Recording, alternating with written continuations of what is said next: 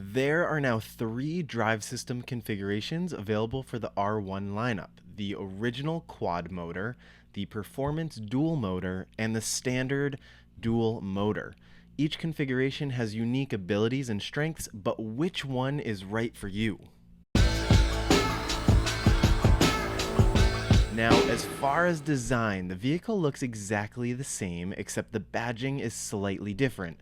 Both dual motor all-wheel drive and performance dual motor all-wheel drive have exterior door badges in a monochrome satin silver finish, as well as a tailgate badge with a gloss black accent.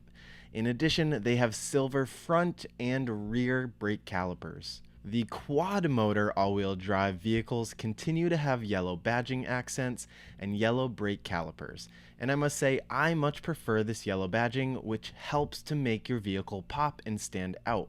I really wish Rivian would have gone with a different color for the dual motor, as silver and gray are just so boring. I think blacking everything out would have been much better, but I totally understand that this may have been to help save cost, as it's cheaper to leave the brake calipers unpainted. As far as range goes, there's actually a large difference due to the fact that you can select different battery sizes with each motor. In general, dual motor is going to be slightly more efficient than the quad motor when comparing the same battery. Now, the quad motor only comes with the large battery pack, so the R1T has up to 328 miles and the R1S has up to 321 miles. The performance dual motor comes with both the large and max battery pack.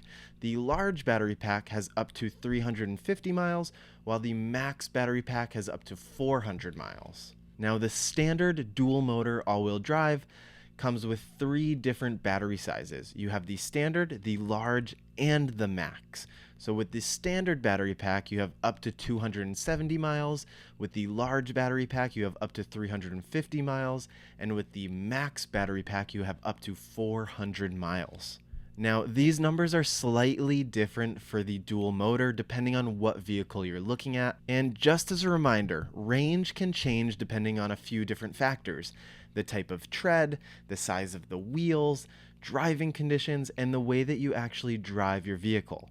The best way to check potential EPA ranges is to open up Rivian's Vehicle Studio and play around with the different configurations, which will update the EPA estimated range in real time. Next up, let's compare 0 to 60 speed, which are all incredibly good. The quad motor's 0 to 60 speed is 3 seconds flat.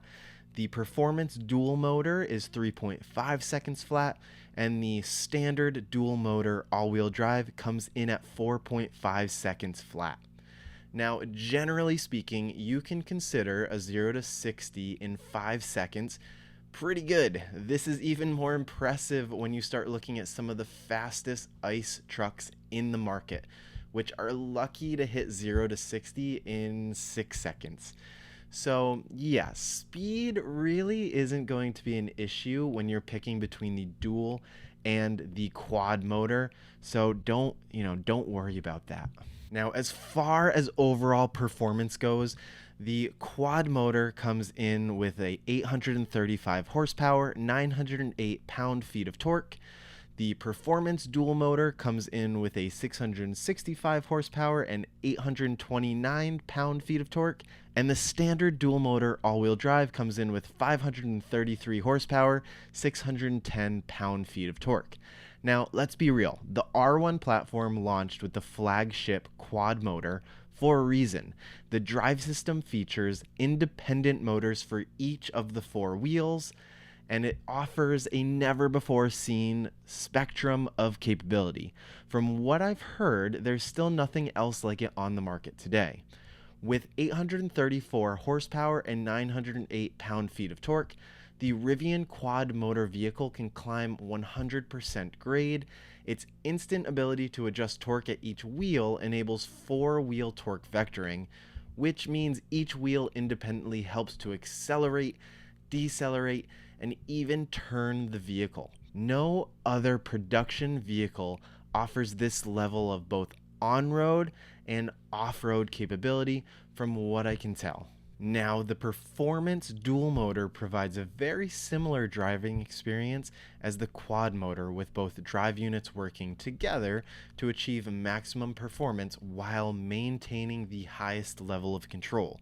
Each drive unit is capable of 428 pound-feet of torque and 350 horsepower, and when they're used in unison, it allows Rivian to deliver on the acceleration, performance, and vehicle dynamic targets that were included for improved towing experiences and steep grades. The standard dual motor is just a slight downgrade, but remains highly capable. What would push me towards the quad motor was if I planned on truly taking this vehicle off-roading, as I would want the four-wheel torque vectoring for different types of terrain. Now let's look at towing capacity. Each of these motors can tow the same 11,000 pounds in the R1T and 7,700 pounds in the R1S with a separate towing mode. The only true difference is the less overall horsepower and torque in the dual motor variants. I'm not one to tow anything for distance, so this wouldn't really affect me, but let me know what you think.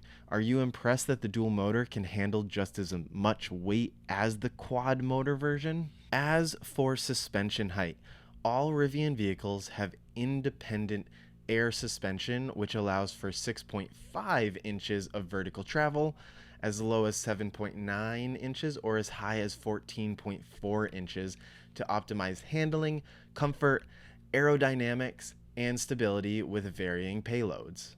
Automatic ride height leveling also balances a vehicle for better handling when towing heavier loads.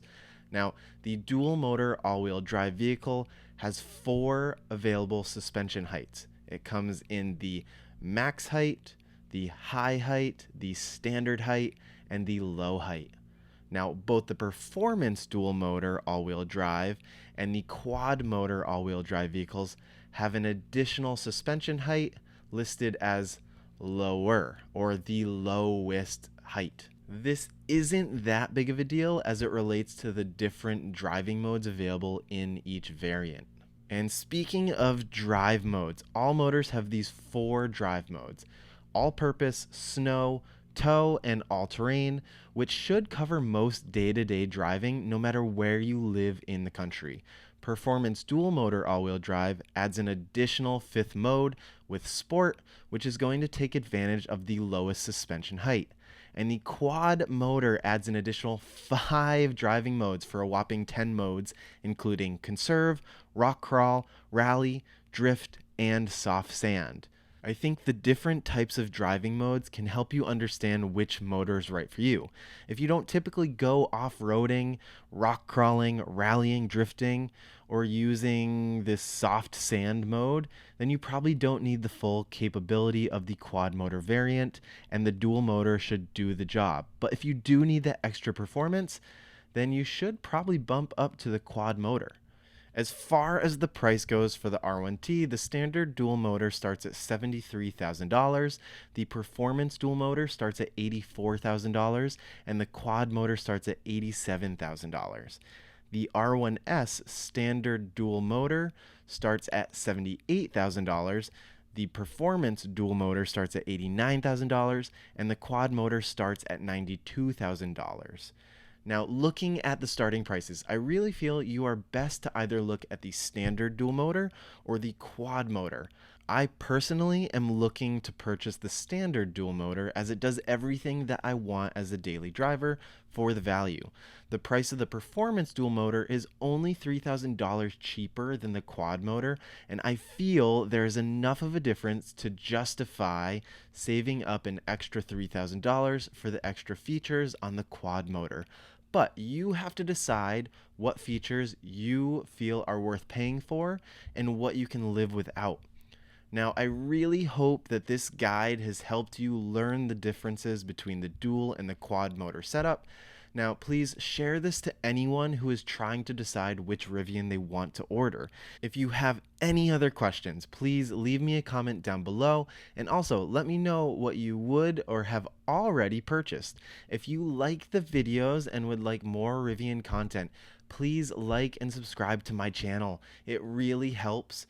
And remember that adventure is always out there.